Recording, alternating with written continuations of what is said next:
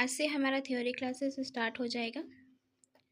तो जैसा कि आपको पता है, पेडागोजी में यूनिट 1 में सबसे पहले आता है अंडरस्टैंडिंग द लर्निंग प्रोसेस, अधिगम प्रक्रिया की समझ।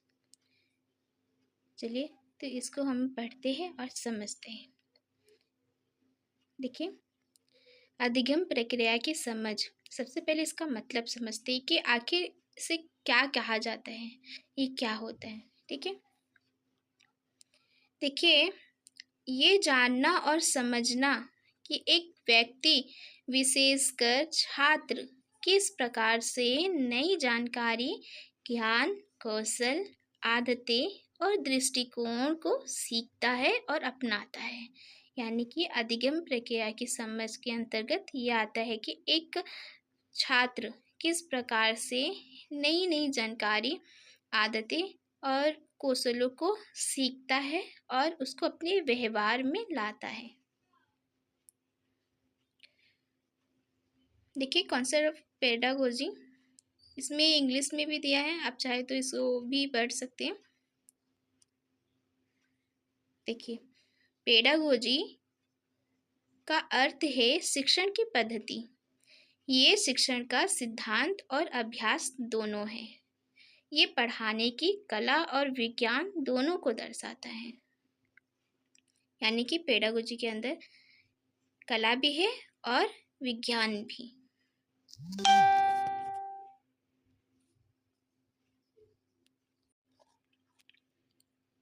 ये शब्द यूनानी शब्दों बालक और नेता से लिया गया है, जिसका अर्थ है बालक का नेतृत्व करना। अब देखिए, साइबरगोगी, इसका अर्थ क्या होता है। देखिए, इसका अर्थ होता है डिजिटल माध्यमों से शिक्षण और अधिगम की वे प्रक्रिया जो विद्यार्थियों में ज्ञान, कौशल और भावनात्मक विकास को बढ़ावा देती है। साइबरगोगी एक ऐसी शिक्षण प्रक्रिया है, यानी कि पद्धति है, जिसमें ऑनलाइन अभ्यासी या डिजिटल संसाधनों के माध्यम से विद्यार्थियों की संज्ञानात्मक, भावनात्मक और सामाजिक क्षमताओं का विकास किया जाता है। यानी कि इसमें जो ये छात्र होते हैं वो ऑनलाइन के भी माध्यम से अपने ज्ञान का अर्जन करते, ज्ञान अर्जित करते, कुछ सीखते हैं। ठीक है,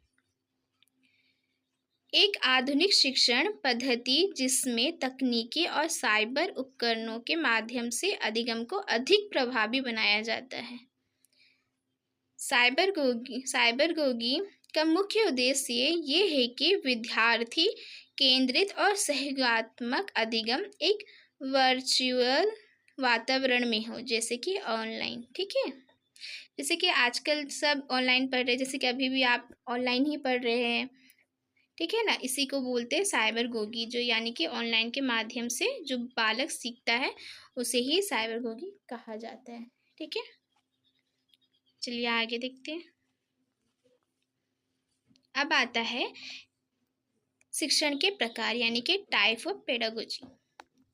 देखिए, रचनावादी शिक्षण, यानी कि इसमें विद्यार्थी केंद्रित होता है, यानी कि बहुत सारी चीज़ें करके वो सीखता है। व्यवहारवादी शिक्षण, इसमें शिक्षक केंद्रित होता है। शिक्षक केंद्रित में शिक्षक केंद्र में होता है। ठीक है, अब देखिए आलोचनात्मक शिक्षण। आलोचनात्मक शिक्षण के अंतर्गत उदार और लोकतांत्रिक आता है। सामाजिक शिक्षण, सामाजिक शिक्षण में चेतना और समझ, यानी समाज के अंतर्गत जो हम सीखते हैं वो उसके अंतर्गत आते हैं। अब देखिए सांस्कृतिक उत्तरदायी शिक्षण, इसमें विविधता का सम्मान किया जाता है। यानी कि हम एक अगर संस्कृति में रहते हैं, यानी कि समाज में रहते हैं, उसमें भिन्न भिन्न लोग रहते हैं, तो उसमें क्या होता है कि हम भिन्न भिन्न लोग के साथ में रह के उनका सम्मान भी करते हैं और बहुत कुछ सीखने को भी मिलता है। सबका व्यवहार अलग होता है, हम सबके साथ मिलके बहुत सारी चीज़ सीखते हैं, उसे ही कहते हैं विविधता का सम्मान, यानी कि सम्मान करके और उसके और भी बहुत सारी चीज़ों का ज्ञान का अर्जन करना। अब देखिए मीनिंग ऑफ लर्निंग, अधिगम का अर्थ। अब अधिगम का अर्थ जानते हैं कि आखिर अधिगम किसे कहा जाता है, क्या होता है। ठीक है, देखिए यहाँ पे ऊपर में इंग्लिश में दिया है, नीचे हिंदी। अधिगम का अर्थ है नए ज्ञान को अर्जित करना या पहले से मौजूद ज्ञान में अनुभव, अवलोकन, अनुकरण आदि के माध्यम से परिवर्तन करना। यह व्यवहार में अपेक्षाकृत स्थायी परिवर्तन लाता है। ठीक है, यानी कि अधिगम एक ऐसी प्रक्रिया है जो निरंतर चलती रहती है। ठीक है, उसमें क्या होता है कि हम मौजूदा ज्ञान को अनुभव के माध्यम से अपने अनुकरण में लाते हैं, जिसके कारण हमारे व्यवहार में परिवर्तन आता है। देखिए अब अधिगम की महत्वपूर्ण परिभाषाएं। पहले आता है हमारा नंबर 1 में मॉर्गन एंड ग्लीलैंड। इसमें देखिए वे कहते हैं अधिगम वे व्यवहार है जो अनुभव के फलस्वरूप उत्पन्न होता है और कुछ समय तक बना रहता है। अब देखिए गेट्स क्या कहते हैं अधिगम को लेके। वे कहते हैं अनुभव और प्रशिक्षण के द्वारा व्यवहार में परिवर्तन अधिगम है। यानी कि ये कहते हैं कि अधिगम और प्रशिक्षण के द्वारा ही व्यवहार में परिवर्तन होता है और उसे ही अधिगम मानते हैं कौन, गेट्स। ठीक है, नंबर 3 में वुडवर्थ आते हैं हमारे। इनका कहना है नए ज्ञान और प्रतिक्रियाओं को प्राप्त करने की प्रक्रिया ही अधिगम है। यानी कि ये बोलते हैं नए नए ज्ञान, नई नई चीज़ों को जो प्राप्त करते हैं और जो उसकी जो प्रक्रियाएं होती है उसे ही ये अधिगम मानते हैं। 4th में आते हैं स्किनर। स्किनर के अनुसार अधिगम एक सतत व्यवहार अनुकलन की प्रक्रिया है, यानी कि निरंतर चलने वाली प्रक्रिया है, ये है स्किनर कहते हैं। अब आते हैं क्रो एंड क्रो। ये कहते हैं अधिगम आदतों, ज्ञान और दृष्टिकोण का अर्जन है। ठीक है, अब आता है हमारा अधिगम की प्रकृति, विशेषताएं। यानी कि लर्निंग इज यूनिवर्सल, यानी कि अधिगम सार्वभौमिक है। इसमें कहते हैं कि सभी जीवनधारी सीखते हैं, यानी कि हम इसमें जितने भी आते हैं वे सब कुछ ना कुछ सीखते ही रहते हैं। ठीक है, अब दूसरा नंबर देखिए, इसमें है अधिगम उद्देश्योन्मुख होता है, यानी कि अधिगम उद्देश्यपूर्ण होता है। हम कुछ कुछ सीखते हैं, उसका कुछ ना कुछ उद्देश्य अवश्य रहता है ना। अब देखिए तीसरा में अधिगम व्यवहार में परिवर्तन लाता है। ये हम सभी को पता है कि हम कुछ चीज़ सीखते हैं, उसके बाद जब हम वो चीज़ सीख जाते हैं तो ऑटोमेटिक हमारे व्यवहार में परिवर्तन हो जाता है, क्योंकि हम वो चीज़ सीख चुके हैं। जैसे मान लीजिए कोई एक संगीत सीख रही है, तो वो सीखते सीखते सीख गई। पहले वो अच्छा नहीं गाती थी, बाद में वो सीखने के बाद में वो अच्छा संगीत गाने लगी, यानी कि उसके व्यवहार में परिवर्तन हो गया। उसके संगीत में पहले वो अच्छा नहीं था, अब वो बहुत बेहतर तरीके से गा रही है। ठीक है, 4th में आता है एडजस्टमेंट। ये व्यक्ति को नई परिस्थितियों में समायोजित होने में सहायता करता है। 5th में देखिए अधिगम सतत चलने वाली प्रक्रिया है, यानी कि ये जीवन भर चलने वाली प्रक्रिया है। जन्म से लेके मृत्यु तक हम कुछ ना कुछ सीखते ही रहते हैं, इसीलिए इसे सतत चलने वाली प्रक्रिया कहा गया है। देखिए 6th में है अधिगम हस्तांतरणीय होता है, यानी कि अधिगम को दूसरों तक स्थानांतरित किया जाता है। 7th में है अधिगम अभ्यास का परिणाम होता है, यानी कि अभ्यास अधिगम को मजबूत करता है। अभ्यास आप जानते ही है, अभ्यास के माध्यम से भी हम कुछ सीखते हैं। एक चीज़ को बार बार करके उसको और भी मजबूत तरीके हम सीख जाते हैं। ठीक है, देखिए 8 में दिया है अधिगम जीवन के हर क्षेत्र में व्यापक होता है। ये जीवन के सभी क्षेत्रों में प्रभाव डालता है। सही है कि अधिगम के माध्यम से हम क्या करते हैं, जीवन के सभी क्षेत्रों में सफल होते हैं, सीखते हैं ना, तो इसलिए सफल होते हैं। तो ये क्या होता है कि अधिगम हमारे जीवन के सभी क्षेत्रों में प्रभाव डालता है, वो प्रभावशाली होता है। अब देखिए 9th में है फॉर्मल एंड इनफॉर्मल। अधिगम औपचारिक और अनौपचारिक दोनों हो सकता है। देखिए फॉर्मल वो होता है कि जहाँ हम एक विशिष्ट स्कूल, संग्रहालय उसके माध्यम से सीखते हैं। अनौपचारिक उसे कहा जाता है जो हम समाज में रह के सीखते हैं, यानी कि अनौपचारिक माध्यम से, यानी कि उसका कोई डेट नहीं होता, टाइम नहीं होता, कुछ नहीं होता है, लेकिन हम कुछ सीखते रहते हैं। और औपचारिक में क्या होता है, एक स्कूल होता है, स्कूल जाना होता है, पुस्तक के माध्यम से हम सीखते हैं, उसे औपचारिक कहते हैं। ठीक है, देखिए यहाँ लिखा भी है औपचारिक यानी शैक्षिक, शैक्षिक, ठीक है। और यहाँ देखिए अनौपचारिक यानी कि अनुभवनात्मक। देखिए यहाँ है ना अनुभवनात्मक, चलिए यानी कि अनुभव के माध्यम से सीखना। अब आता है हमारा इंस्टिंक्टिव एंड रिफ्लेक्स या नॉट लर्निंग, यानी कि प्रवृत्तियाँ और स्वाभाविक प्रतिक्रियाएं अधिगम नहीं मानी जाती।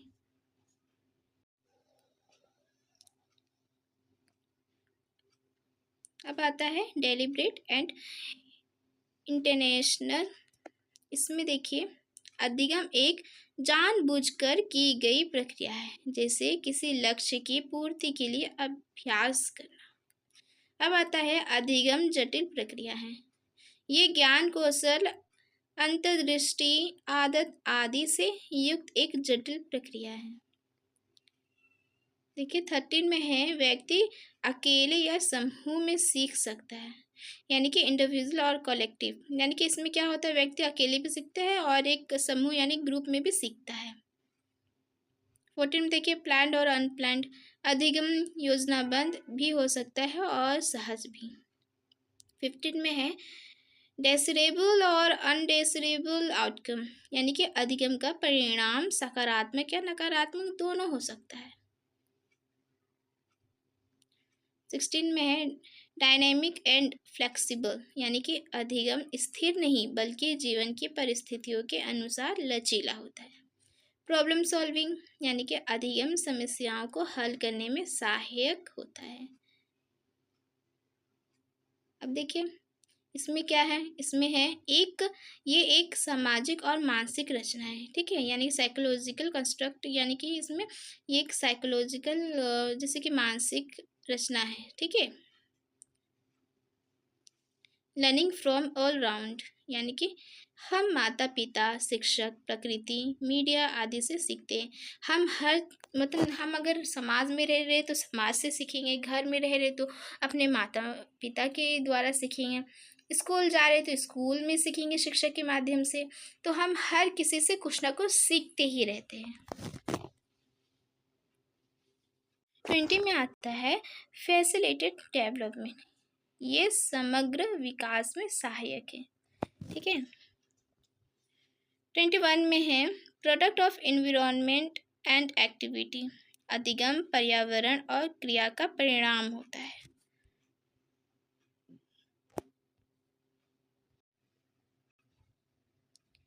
देखिए टाइप ऑफ लर्निंग यानी अधिगम के प्रकार। मोटर लर्निंग, गत्यात्मक अधिगम, इसके अंतर्गत आता है चलने, दौड़ने, लिखने, गाड़ी चलाने जैसे शारीरिक क्रियाओं का अधिगम। मौखिक अधिगम, शब्दों, संकेतों, ध्वनियों आदि के द्वारा, मतलब इन सब के द्वारा हम सीखते हैं, ठीक है, हम ज्ञान अर्जन करते हैं। संकल्पना अधिगम, तर्क और ज्ञान के माध्यम से चीजों को समझना और वर्गीकृत करना। उदाहरण के तौर पे देखिए, ये जानना कि कुत्ता शब्द एक विशेष जानवर के लिए प्रयोग होता है, ठीक है, यानी कि तर्क के माध्यम से सीखना कि नहीं नहीं कुत्ता है तो कुत्ता को कुत्ता ही कहते हैं, तो इसके माध्यम से भी मतलब वो एक विशेष रूप से उसके ऊपर ही मतलब बोला गया है, किसी और को तो हम नहीं बोलेंगे ना। अब गधा को कुत्ता तो नहीं बोल सकते, गधा को तो गधा ही बोलेंगे, इसी के लिए यहाँ पे बोला गया है कि तर्क और ज्ञान के माध्यम से चीज़ों को समझना और वर्गीकृत करना। ठीक है, 4 में हमारा है विभेदन अधिगम, यानी विभेदन अधिगम के माध्यम से हम सीखते हैं एक जैसे उद्दीपनों में अंतर करना और उनके लिए अलग अलग प्रतिक्रियाएं देना। ठीक है, जैसे कि कार, उदाहरण देखिए, कार और एम्बुलेंस के हॉर्न में अंतर करना। ठीक है, यानी कि कार का हॉर्न अलग होता है, मतलब उसका अर्थ अलग होता है। ठीक है, देखिए यहाँ पे जैसे दिया गया है, जैसे अंतर करना, अलग अलग प्रतिक्रियाएं, ठीक है, देना। जैसे कि आप मान लीजिए कि कार, अब हम लोग जा रहे हैं रास्ते पे, कार हॉर्न का आवाज़ आ रहा है, यानी कि वो हमें बोल रहा है हटो, लेकिन हम क्या बोलते हैं, हाँ चलो भीड़ है इसलिए वो बोल रहा है।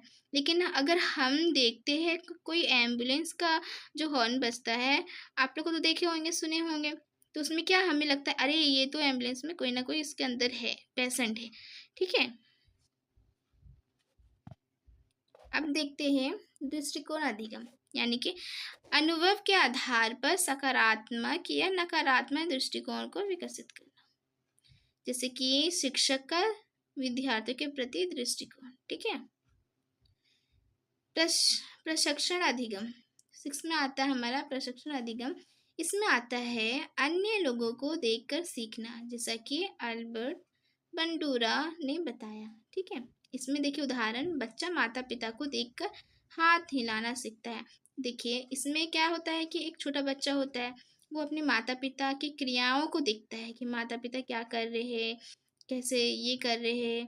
ठीक है, जैसे कि मान लीजिए कि माँ उससे कुछ कहती है तो वो सुनता है, सुन के बोलना सीखता है, और वो जो करती रहती है तो वो देख के ही सीखता है ना।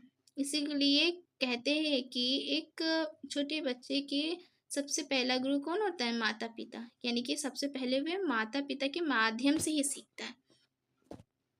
देखिए 7th में क्या है, जन्मजात अधिगम, जो व्यवहार जन्म से ही स्वाभाविक रूप से होता है उसे क्या कहते हैं, प्रवृत्ति परक। ठीक है,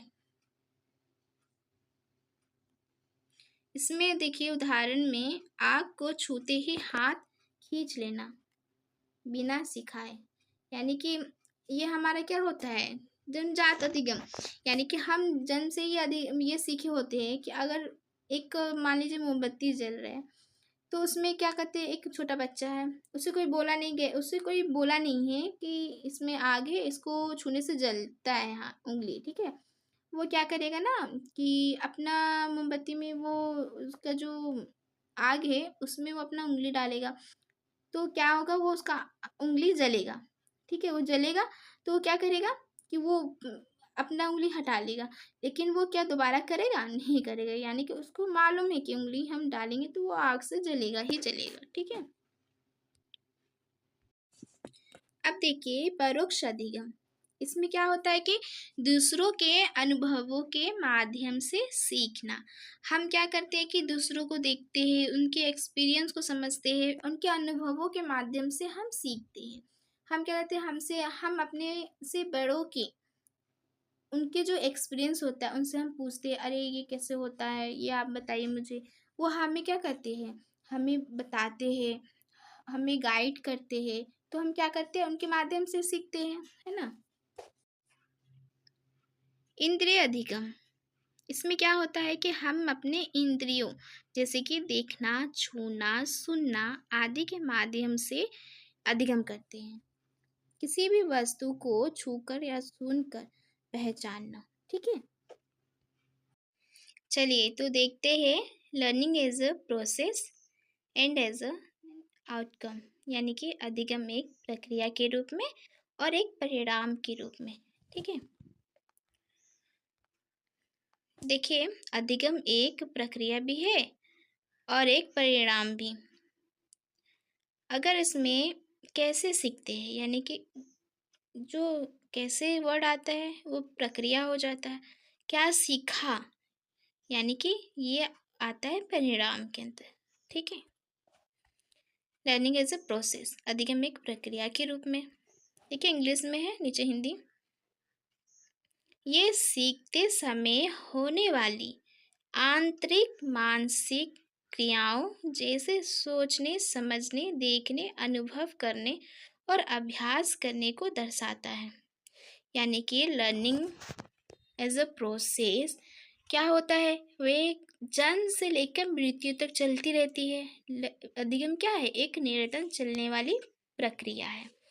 तो उसमें क्या होता है कि मतलब जैसे कि वो सोचने, समझने, देखने, अनुभव करने पर अभ्यास करने को दर्शाता है। ठीक है, यानी कि मान लीजिए अगर इसका उदाहरण देखते हैं कि मान लीजिए कि एक छोटा बच्चा है, ठीक है, वो साइकिल चलाना नहीं सीख रहा है, मतलब नहीं सीख, उसको आता ही नहीं है। अब वो क्या कर रहा है, वो सीख रहा है। ठीक है, एक बार साइकिल चला रहा है, गिर रहा है, फिर साइकिल चला रहा है, गिर रहा है, यानी कि वो क्या है, ये प्रक्रिया है, ये निरंतर चल रही है, सीख रहा है। अब क्या होगा कि वो एक साइकिल चलाते 2 दिन 3 दिन साइकिल चला रहा है, अब उसको वो निरंतर क्या कर रहा है, अभ्यास कर रहा है। उसके बाद में वो एक दिन क्या होगा कि अच्छी तरह से सीख लेगा। ठीक है, और वो अच्छी तरह से परफेक्ट चलाना उसको आ जाएगा। तो वो जो अंत में वो सीख गया, तो वो क्या होगा, वो परिणाम होगा कि वह चलाना सीख गया। और जो चला रहा है यानी कि वो सीख रहा है, वो प्रक्रिया हुआ, वो अंत में चलाना सीख गया अच्छे से, तो वो परिणाम होगा। ठीक है, अब देखिए मुख्य विशेषताएं इसकी कुछ। लर्निंग नेवर स्टॉप, ठीक है, यानी कि अधिगम कभी रुकता नहीं है। अब देखिए सहभागी, यानी कि वातावरण और लोगों से संवाद होता है। रचनात्मक, शिक्षार्थी पिछले अनुभवों से नया ज्ञान बनाता है। सक्रिय, यानी कि एक्टिव, ध्यान, भागीदारी और प्रयास आवश्यक है, यानी कि सीखने के लिए ध्यान होना चाहिए, भागीदारी भी रहना चाहिए, और प्रयास तो ये तो मोस्ट इम्पॉर्टेंट है, इसको तो होना ही चाहिए। क्योंकि कोई कोई ऐसे भी होते, एक बार करते, 2 बार प्रयास करते हैं, लेकिन लास्ट में हार मान जाते हैं। लेकिन ऐसा नहीं करना चाहिए, प्रयास निरंतर करना चाहिए। ठीक है, तो इसलिए प्रयास आवश्यक है। देखिए एग्जाम्पल, छात्र टुकड़ों के ब्लॉक्स से भिन्न को समझने का प्रयास करता है। ठीक है, देखिए लर्निंग एज एन आउटकम, अधिगम एक परिणाम के रूप में। यह अधिगम के बाद ज्ञान, कौशल, दृष्टिकोण या व्यवहार में हुआ परिवर्तन या परिणाम को दर्शाता है। देखिए परिणाम के प्रकार, संज्ञानात्मक, ज्ञान, समझ, समस्या, समाधान। भावात्मक, इसमें है दृष्टिकोण, भावना, मूल्य। मनोप्रेरक, इसमें है शारीरिक कौशल और उसकी क्रियाएं। देखिए उदाहरण, भिन्न सीखने के बाद छात्र भिन्नों से जुड़े सवाल हल कर सकता है, तो उसको क्या कहते हैं, उसको परिणाम कहते हैं।